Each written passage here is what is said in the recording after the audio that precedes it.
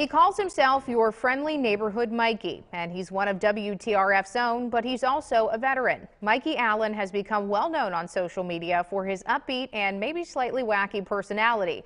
But before he was live streaming his adventures at some of the Ohio Valley's favorite spots, he was serving with the West Virginia Army National Guard.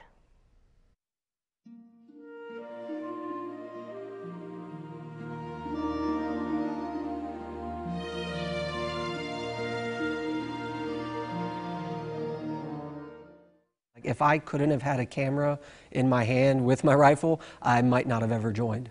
Mikey Allen joined the West Virginia Army National Guard as part of a recruitment sustainment program in high school, and his goal was always to be a journalist, just maybe in a uniform instead of behind a desk.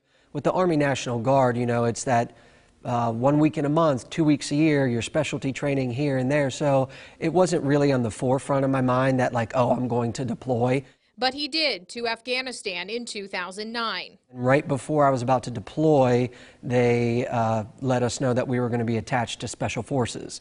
So I went from being a broadcast journalist to a what they call a combat cameraman, basically a war documentarian.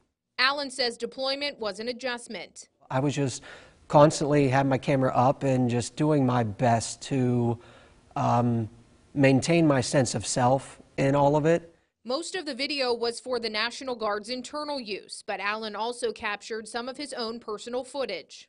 Sometimes I would cover key leader engagements where we would be meeting with the local Afghan government to better our relations. I would cover combat operations with Special Forces, night operations, and then other times I would be filming memorial ceremonies, which was always tough, but something I took a lot of pride in doing.